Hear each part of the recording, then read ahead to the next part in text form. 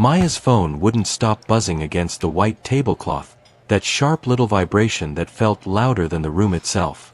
The screen lit up again, a Slack alert from her assistant, then a missed call from her dad's nurse, then another email with the subject line, "Final numbers." She didn't look at any of it yet. Not because she didn't care, but because if she opened one more thing, she might not be able to keep her face steady. Across from her, a teen boy in a designer hoodie leaned back like he owned the place. He was maybe 16, smooth haircut, gold watch too big for his wrist. He was talking loudly to his mom about how, this city is so depressing, like everyone around him was invisible. His mom laughed like it was a cute joke, like being bored was a personality. Maya tried to focus on her salad. It had been delivered 5 minutes ago and already looked tired. She'd asked for dressing on the side, but it came drowned anyway. She lifted her fork, took one bite, and told herself to just get through lunch. One more meeting. One more polite conversation. One more day where she carried everything and didn't let anyone see it. Then the boy flicked his fork. A chunk of food, something pale and sticky, maybe mashed potatoes from his plate, launched in a lazy arc and landed right on Maya's blazer, right over the pocket. It left a warm smear like an insult that could still move. For a second, the whole room seemed to pause. Not in a dramatic way.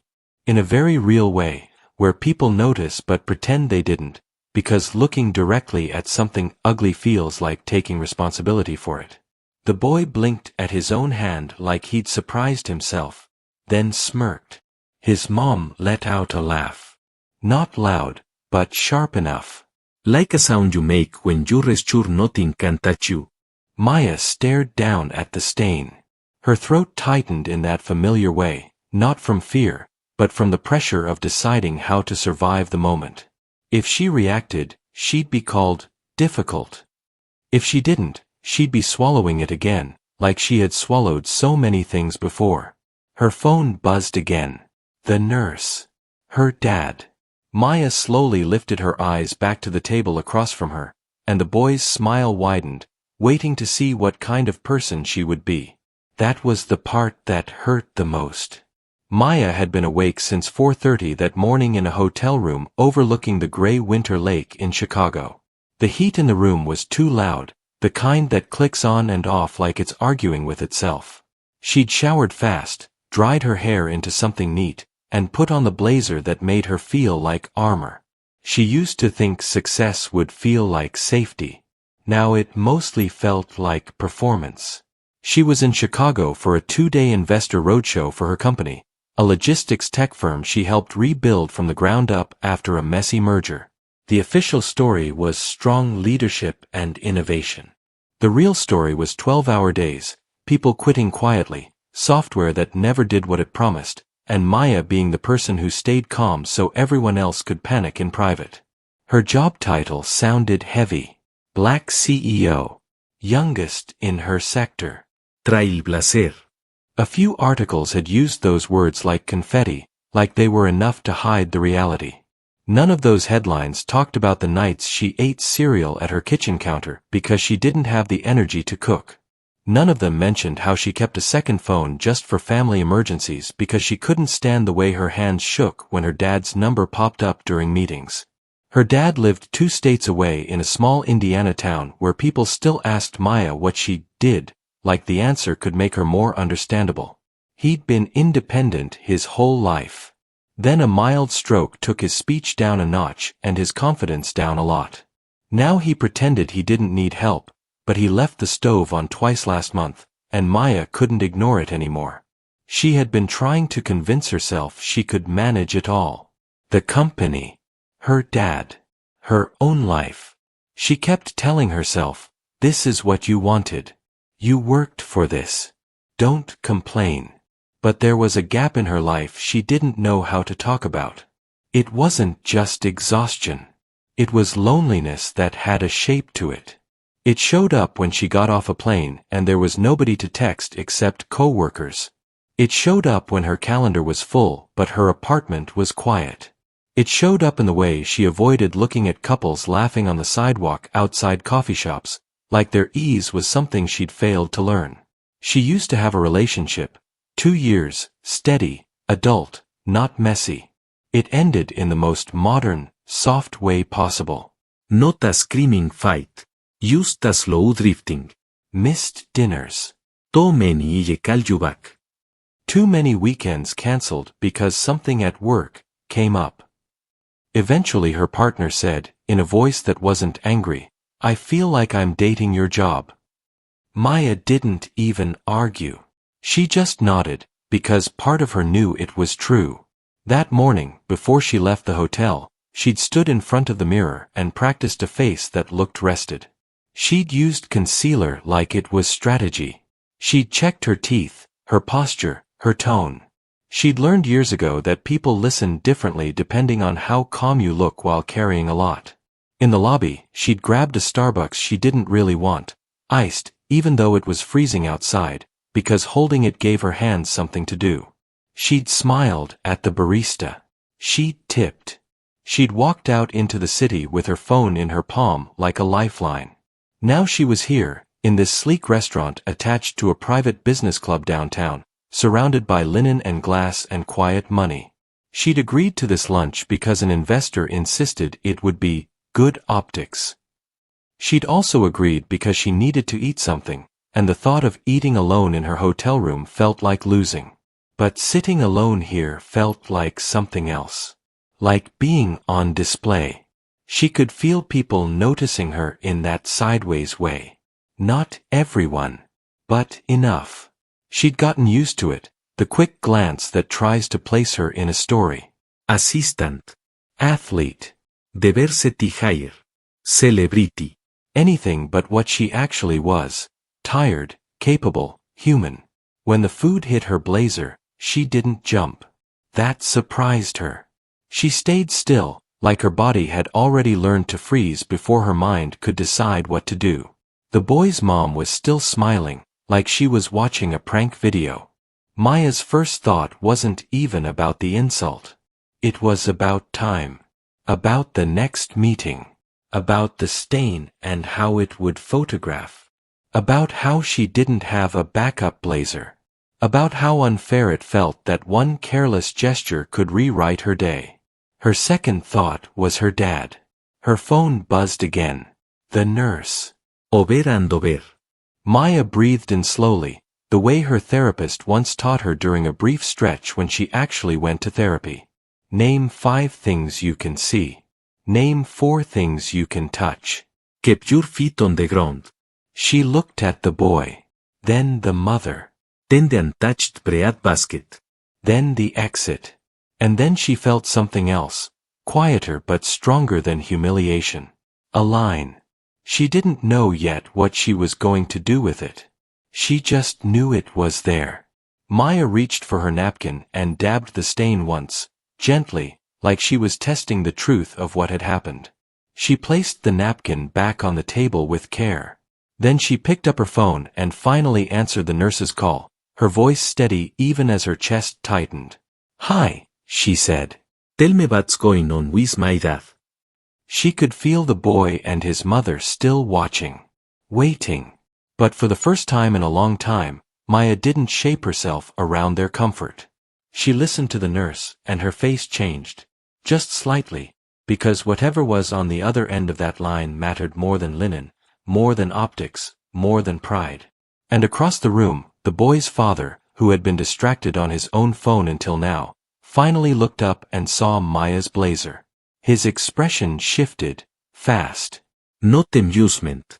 Not boredom. Recognition. Like he suddenly understood exactly who he was looking at. Maya ended the call, lowered her phone, and met his eyes. The room didn't freeze like a movie. It just got very, very quiet. The quiet didn't last long. It never does. It stretched just enough to make people uncomfortable, then snapped back into the low hum of forks and voices pretending nothing had happened. The boy's father stood up halfway, his chair scraping softly against the floor. He looked at Maya's blazer again, then at his son, then at his wife. His face had the tight look of someone doing fast math in their head and not liking the answer. I'm sorry, he said, not loudly but clearly. It wasn't a speech. It sounded more like reflex. That shouldn't have happened. The boy rolled his eyes. His mom shifted in her seat, her smile thinning. It was an accident, she said quickly, like she was trying to close a door before it opened too wide. Maya nodded once. She didn't trust herself to speak yet. Her heart was still beating too fast, not from fear, but from the old habit of bracing. She'd spent years learning how to stay composed when the ground shifted under her feet. She gathered her phone, stood, and pulled her chair in quietly. "Excuse me," she said, her voice even. "I need to step out." She walked past their table without looking back, the stain still there, visible, real. In the hallway outside the dining room, the lighting was softer. The noise dropped off. She leaned one shoulder against the wall and closed her eyes for a second longer than she meant to. Her phone buzzed again. This time it was her assistant, Sam. "Hey," Maya said, keeping her voice low.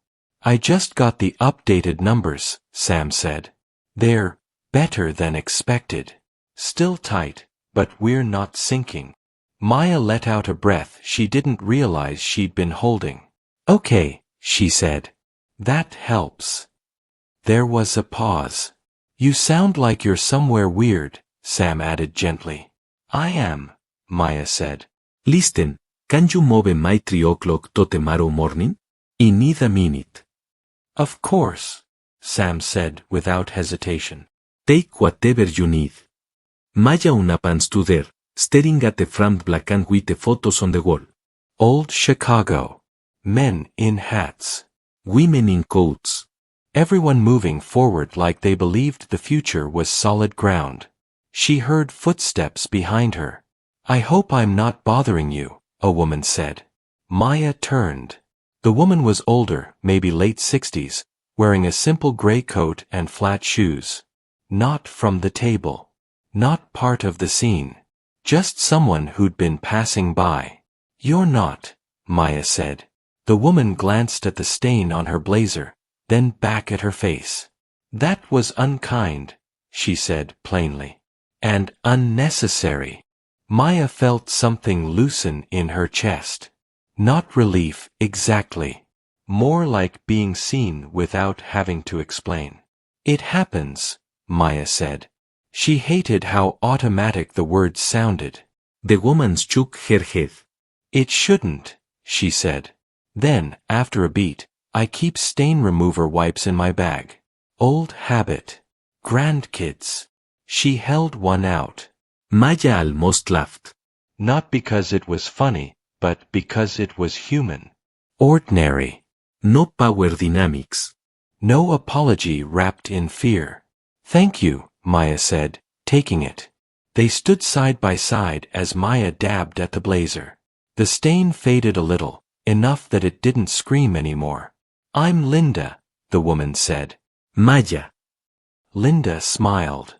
"Well, Maya, for what it's worth, you handled that with a lot more grace than most people would." Maya shrugged. "I've had practice." Linda studied her for a moment, then nodded like she understood exactly what that meant. "I used to teach high school," she said. "You learn quickly which moments are worth your energy." Maya smiled faintly. "I'm still learning." A voice echoed from the dining room. Her name. Maya Thompson. She turned. The boy's father stood in the doorway now, his jacket in his hands. His face was flushed, not angry, but unsettled. "I didn't realize," he said. "I mean, I should have." "I've seen you speak." "Last year. At the logistics summit."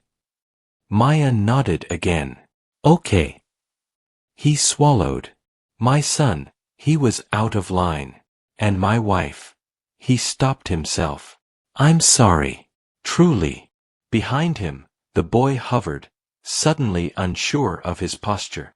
The confidence had drained out of him, replaced by something closer to confusion. His mother stayed back, arms crossed, lips tight. Maya looked at the boy. He wasn't evil. He was young, cushioned, untested. That didn't excuse it. But it explained part of it.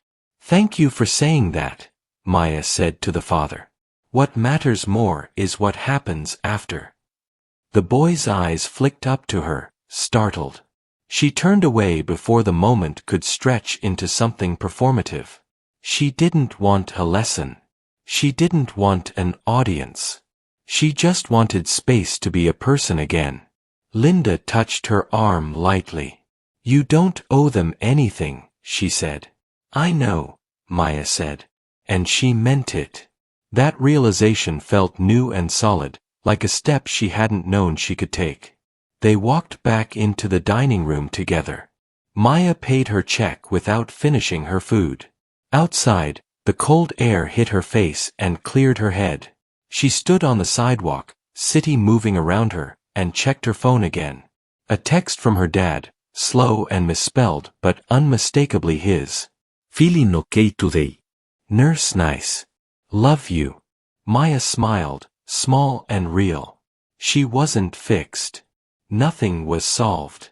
But something had shifted. A reminder that connection didn't always come from big moments or public apologies. Sometimes it came from a stranger with stain remover wipes, or a quiet choice to stop shrinking.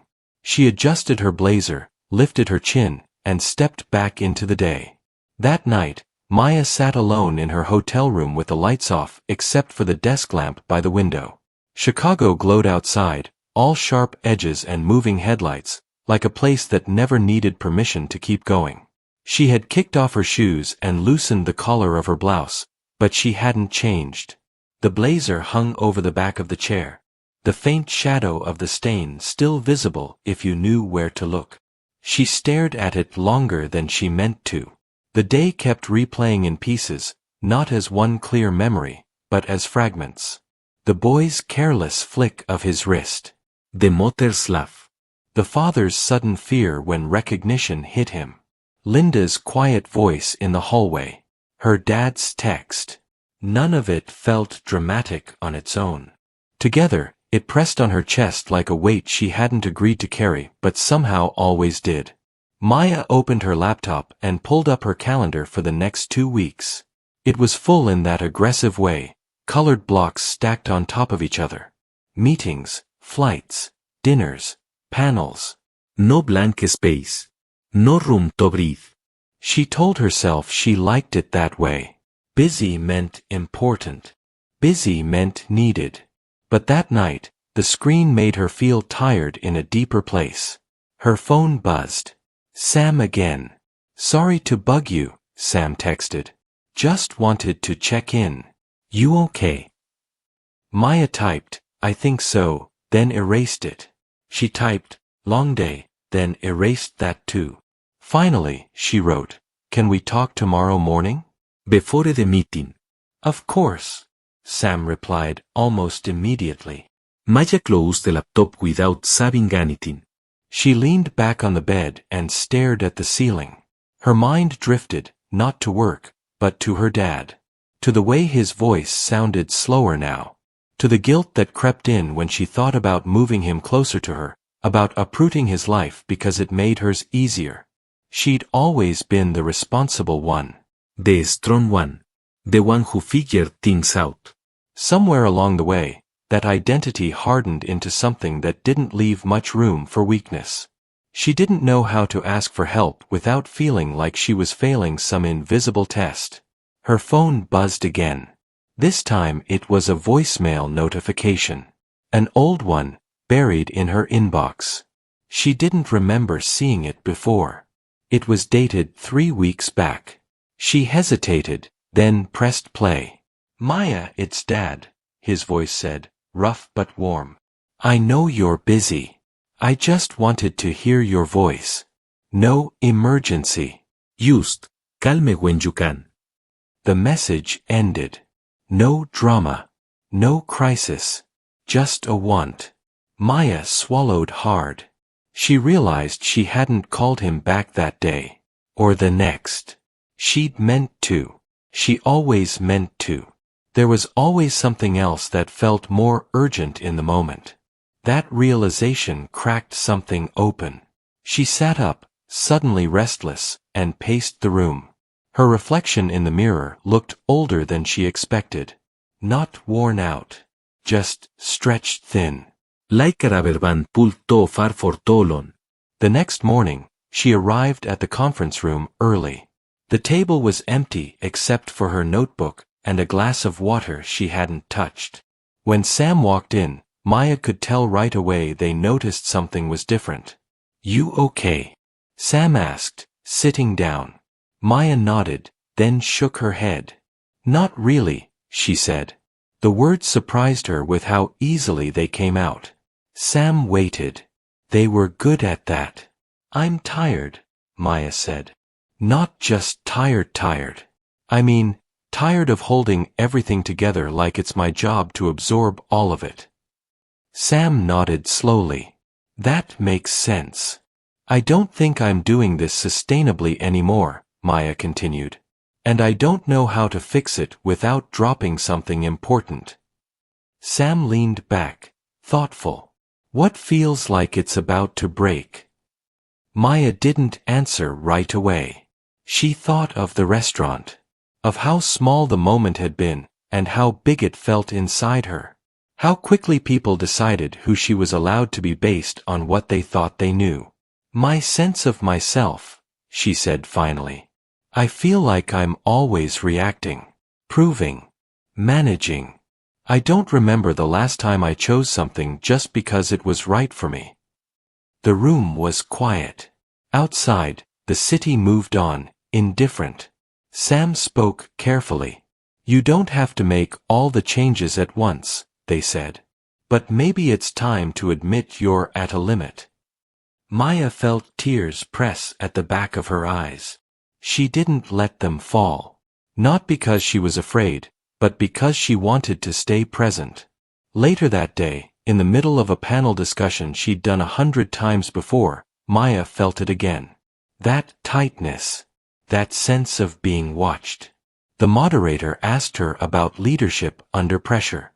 She answered honestly. More honestly than she ever had. "I used to think leadership meant never letting people see you struggle," she said. "Now I think it means knowing when you can't do everything alone." The room didn't erupt in applause. It didn't need to. A few people nodded. One woman in the front row wiped her eye. That evening, back in her hotel room, Maya called her dad. He answered on the second ring. "Hey, kid," he said, brightening immediately. "Hey, Dad," she said. Her voice wobbled, just a little. "I'm sorry I missed your call the other day." "That's okay," he said. "I know you're busy." "I am," Maya said. "But I don't want to be too busy for you." There was a pause. "That means a lot," he said quietly. After they hung up, Maya sat there holding her phone, letting the silence settle. She knew nothing was magically resolved. Work would still be hard. Her dad's health wouldn't suddenly improve. People would still misjudge her. But she'd reached a breaking point, and instead of shattering, she'd noticed it. She'd stopped pretending she could carry everything without cost. That, she realized, was the beginning of something different.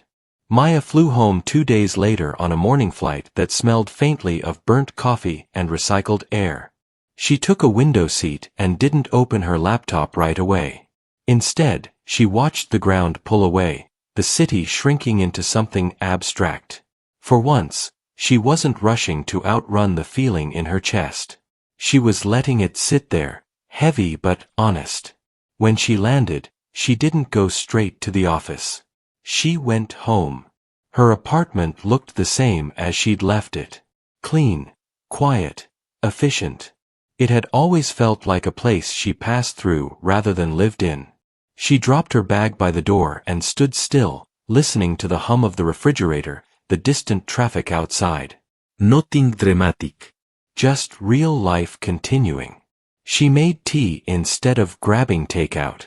She sat at her small kitchen table and drank it slowly, scrolling through messages she'd ignored before. A friend she hadn't seen in months. A former colleague asking to catch up. A note from Sam summarizing next week's priorities, written in a way that felt supportive instead of demanding. Maya realized something then. The world didn't collapse when she paused. The company didn't fall apart because she took a breath. That belief, that everything depended on her constant presence, had been quietly shaping her choices for years. Letting go of it felt scary, but also lighter. That weekend, she drove to Indiana. Her dad's house smelled like old books and lemon cleaner. He looked smaller than she remembered, but his smile was the same. They sat at the kitchen table and talked about simple things. The neighbor's new dog. The way the weather couldn't make up its mind. Maya told him about Chicago, but she skipped the restaurant incident. Not because she was hiding it, but because she didn't want that moment to define her week. What mattered more was the conversation that came after. "I've been thinking," Maya said carefully. About maybe moving you closer to me. Or me coming here more often. Something that makes this easier for both of us. Her dad didn't answer right away. He stared at his hands, then looked up. "I don't want to be a burden," he said. "You're not," Maya said. "You never have been." They talked through it slowly, honestly. No big decisions. Just options. Just trust. When Maya left that evening, she felt tired in her body but steadier in her mind. Back at work the following week, she made a small but real change. She delegated one major responsibility she'd been hoarding out of habit. The world didn't end. The person's chi trusted rose to the challenge. Maya noticed how good it felt to let someone else be capable. She also set a boundary with herself. One evening a week with no meetings. No panels. No calls unless it was an emergency. The first time she did it, she felt guilty. The second time, less so. The third time, she looked forward to it. The memory of the boy in the restaurant didn't vanish. Neither did the look on his mother's face or the fear on his father's. But the moment lost its sharp edge. It became part of a larger understanding. People would always project their assumptions. Some would learn. Some wouldn't. What mattered was that she didn't let those moments decide her worth. One afternoon, weeks later, Maya ran into Linda by chance at a bookstore near her office. Linda smiled like no time had passed. "You look different," Linda said. Maya thought about it. "I feel different," she said. And she meant it. That night, Maya sat on her couch, phone in hand, scrolling through photos she rarely took time to look at. Her dad smiling. A blurry shot of the city at dusk. A candid photo Sam had sent of their team laughing over bad pizza. Nothing perfect. Nothing stayed. Just her life as it was. She set the phone down and leaned back, letting the quiet settle around her. She knew there would be more hard days. More moments that tested her patience and her sense of self. But she also knew this now. She didn't have to carry everything alone, and she didn't have to earn her dignity by staying silent. The win wasn't loud. It wasn't public.